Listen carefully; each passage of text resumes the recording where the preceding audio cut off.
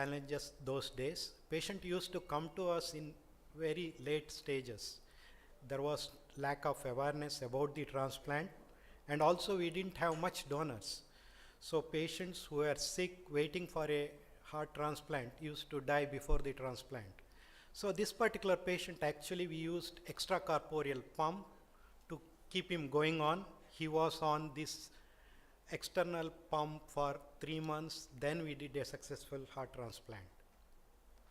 Again, these patients require some kind of inotropes, that is to stimulate the heart muscle to pump. Now, the moment you stop the inotrope, they used to become sick. So we devised a novel technique of delivering this drug using a self-deflatable balloon, which can be given in the home also. So now so many centers are following our technique. Sometimes these patients may not respond to inotropes. Then we will put them on intra-aortic balloon pump to support the heart, which is introduced through the groin. Now once you put a balloon pump, you can't mobilize them. So we again developed a new technique of inserting the IABP through the chest into the subclavian artery. So one of the patient actually maintained on IABP for 9 months during the COVID-19 pandemic, and finally we did the successful heart transplant. This particular patient had a cardiac arrest while waiting for a heart transplant. So we put the patient on VA ECMO, veno-arterial ECMO, which can support both the heart and lungs. And finally we got a heart and did the successful heart transplant. You can see the difference between pre and post heart transplantation. This particular gentleman was very sick, and today he has become one of the chief executive of a well-reputed bank. Again, this man ran half marathon post transplantation. You can see a gentleman, actually a mullah who got a heart from a Hindu priest. So there are no religious boundaries for the transplant. Now, keeping the patients on VA ECMO for a longer time may result in some kind of bleeding, infection. So we changed our technique and converted VA ECMO into LVAD. It is an artificial pump to support the heart, and which can be maintained for a couple of months till the patient gets a proper heart. This is one patient who was not suitable candidate for heart transplantation with severe heart failure. So we put an artificial pump, and this is the first HeartMate 2 implantation in India. We also did the first HVAD implantation in India. Now, these kind of artificial hearts are suitable for adults. We also did a HeartMate 3, which is artificial pump in this small child, and he was very sick in the pre-operative period, and finally we could send him home. This particular gentleman actually had LVAD implanted for heart failure. Then in fact he took part in the India-Bangladesh Sadbhavana cycle rally. Now, transporting the organ in this busy traffic is a challenge. So first time we created the green corridor for transportation of the organ from one hospital to the other hospital. Of course, our traffic police really helped. So in the beginning, we used to take the organs from the Chennai city itself. Later, we started getting the organs from other states. So we used the air ambulances, chartered flights. And finally, we started using the commercial flights also because of the economic reasons.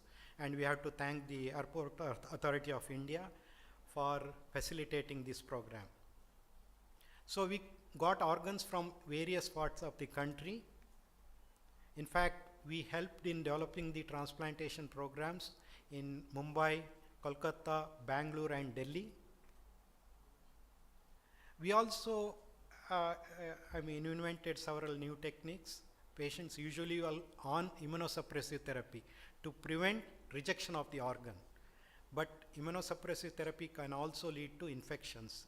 So following the Western protocol was not suitable for Indian population. So we modified the a drug protocol, we introduced induction therapy, and also we started doing lesser biopsy. So all these things improved the overall outcome, and some of the techniques even the Western countries have started following. This is one of the smallest child who had the successful heart transplantation. Some of the patients, of course, cost is an issue. Our Tamil Nadu government is giving the financial support by means of TNCM scheme. However, patients from other states will not have this facility. So Aishwarya Trust actually helped us a lot. In fact, they sponsored more than 100 pediatric heart transplantations. Transplantation in geriatric patients is rare. In fact, it is not done in Western countries. We have done heart transplantation in a 80-year-old guy, and you can see him celebrating his first birthday after the transplant. We also started doing lung transplants. We have done more than 100 lung transplantations. This is the first patient who was on ECMO, where we did the successful lung transplantation, and 5 years later you can see him having a fruitful life. We also did one of the youngest lung transplantation. This child was on ventilator for 3.5 years, and we did the successful transplantation, and we could, okay, sure, no problem. So this child had biventricular failure, so the first Berlin heart implantation was done. And during COVID endemic, lot of patients were having COVID ARDS, that is respiratory failure.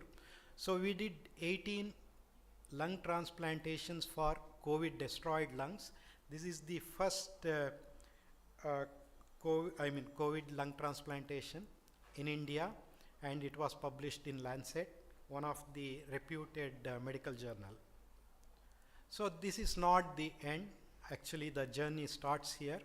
We have thousands of patients with heart and respiratory failure who needs transplantation, but there is lack of awareness, and also the donors also are limited.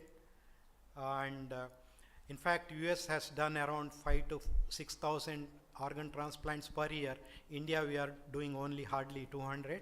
So there is a lot of things to do.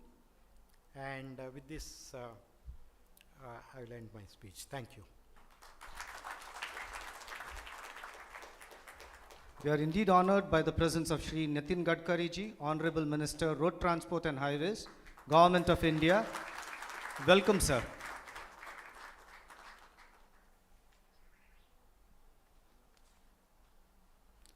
Success is not just a destination, but a journey. Dr. K.R. Balakrishnan personifies this quote, and his journey over a period of nearly 40 years, from being an adult and pediatric cardiac surgeon to being the chair of one of the most successful medical programs in the country and internationally, is astonishing. Patients from 50+ countries benefit from his expertise in end-stage heart and lung failure, ventricular assist devices, mechanical circulatory support, pediatric and adult cardiac surgery.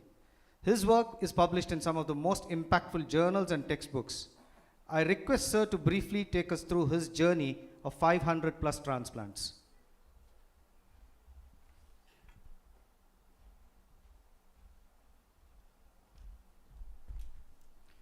Good morning, respected Gadkari ji, respected Health Minister Subramaniam ji, our beloved Chairman Mr. Raju Kapolan, dignitaries of the dais and friends. My slide is on.